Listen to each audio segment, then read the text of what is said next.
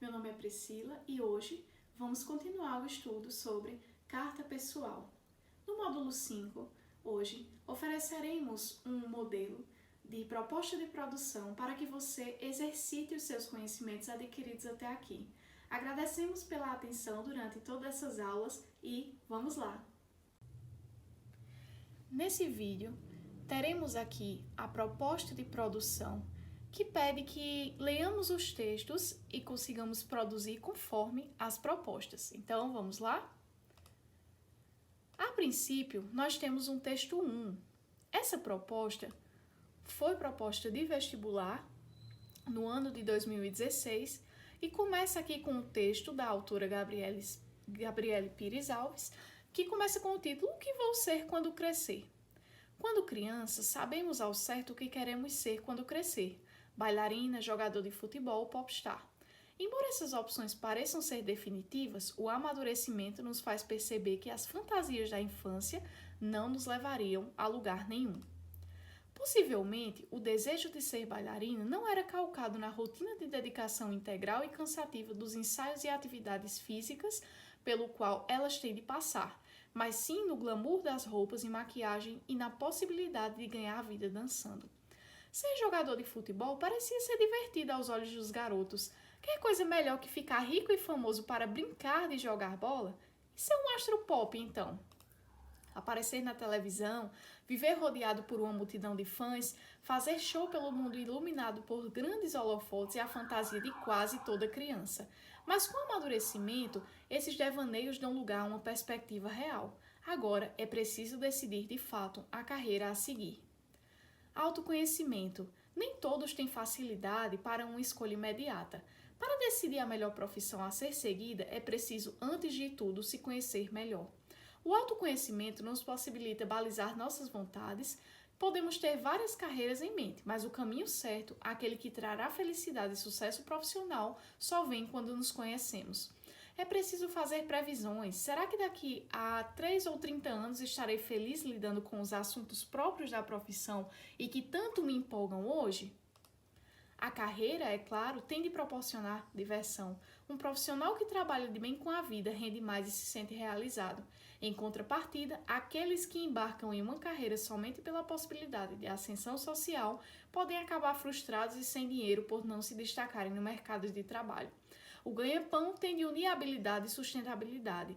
De nada adianta sonhar com algo que não é possível ser transformado em atividade profissional. O amadurecimento é o principal aliado na hora de definir a carreira. É claro que os outros, principalmente a família, vão dar um palpite aqui, outro ali, porém o que faz a diferença é a sua capacidade de captar as sugestões construtivas e descartar as especulações. Você pode ouvir, o mercado para essa profissão está saturado, não se ganha bem, é difícil conseguir emprego. Não dê ouvidos. Se você fez uma opção madura e calculada, vá em frente. Ninguém é dono da verdade. A opinião de outra pessoa sobre a sua profissão que você deseja ser, sim, diferente da sua. A opinião de outra pessoa sobre a profissão que você deseja seguir, essa sim pode ser diferente da sua. Afinal, o grande número de carreiras existe para agradar a gregos e troianos. Então, decisão. Se o problema é a decisão, faça o seguinte exercício: identifique as disciplinas que você mais gosta na escola, perceba se gosta de trabalhar em grupo ou sozinho, em espaços calmos ou badalados. Pensar no futuro local e condições de trabalho ajuda a afunilar o leque de possibilidades que você cogita. Lembre-se que preferências mudam com o tempo. Pode ser que você sempre tenha desejado uma profissão, mas em algum momento tenha chegado a pensar em outra. Talvez a afinidade com a carreira dos sonhos fale mais alto, mas se isso não acontecer, tenha coragem de arriscar, considere o momento do setor escolhido e faça o estágio se for possível. A experiência traz conhecimentos do mercado e vivência profissional. Aqui, nós temos também a convivência com um profissional da área almejada, é uma boa chance para se decidir. O dia a dia da carreira, os aspectos positivos e negativos só podem ser falados com propriedade por quem já trabalha no setor. Outra indecisão pode vir da semelhança de cursos da mesma área, como jornalismo, publicidade e relações públicas. A saída pode estar na leitura dos currículos do curso, na visita às universidades que oferecem as graduações e principalmente em uma boa conversa com profissionais graduados. Então, esse é o texto 1, que nos traz essa ideia sobre o quanto a profissão, a escolha da profissão, deve ser fruto de um processo de autoconhecimento. Então, nós temos o texto 2 e é importante, antes de entrarmos nele, ressaltarmos a necessidade de prestar atenção nesses detalhes que foram veiculados no texto para que possamos responder bem ao comando de produção. Muitas vezes queremos ler os textos, mas de maneira mais rápida, mas isso não nos ajuda a responder propriamente o que foi solicitado e, por vezes, damos fuga ao tema. Então, aqui, ainda da mesma autora, Gabriele Pires Alves, temos o texto 2, que pergunta: o que vou ser quando crescer? A cada dia que passa, mais os jovens são pressionados a escolher suas carreiras profissionais, ou seja, cada vez mais cedo precisam decidir qual profissão terão para o resto de suas vidas. Assim, são testados, cobrados, avaliados de diversas formas prematuramente. Essas cobranças têm gerado a cada dia mais ansiedade e estresse em nossos adolescentes, uma vez que não se sentem preparados para tomar uma decisão que soa como definitiva e determinada em suas vidas. O medo de decepcionar os pais também contribui para essa ansiedade, pois internamente ainda sentem a necessidade de serem aceitos e uma má escolha poderá interferir nessa aceitação, gerando assim sentimentos e fantasias de que será rejeitado caso não alcance a expectativa desses pais. Em muitos casos, percebemos que os pais, por amor, projetam em seus filhos as carreiras e o futuro, de maneira geral, que gostariam de ter seguido, gerando essa forte expectativa, mesmo que não seja de maneira consciente. O filho passa a ser uma segunda chance de realizar os próprios sonhos, porém não partilhar desses sonhos podem distanciar o adolescente de seus pais ou fazê-los viver um presente de ansiedade e um futuro de frustrações. Assim, o excesso de ansiedade pode aparecer de diversas formas: falta de memória, hiperatividade, insônia, notas baixas e os famosos brancos diante de avaliações que muitas vezes são confundidos com déficit de atenção. Mas afinal, quem aos 16 e 17 anos já tem maturidade para tomar uma decisão assim tão importante? O acompanhamento psicológico direcionado com orientação vocacional quando o jovem passa a se conhecer e perceber suas aptidões, a meditação como meio de ajudar a canalizar a ansiedade e o entendimento das causas emocionais vem se mostrando cada vez mais efetivos nesses casos. Todas essas são formas de auxiliar o jovem a saber como lidar melhor com as questões que bloqueiam a sua escolha. Então aqui nós temos essa ideia de que os jovens eles sofrem um pouco de pressão para escolher a carreira logo cedo. Essa cobrança vem muito dos pais e nosso desejo de agradá-los.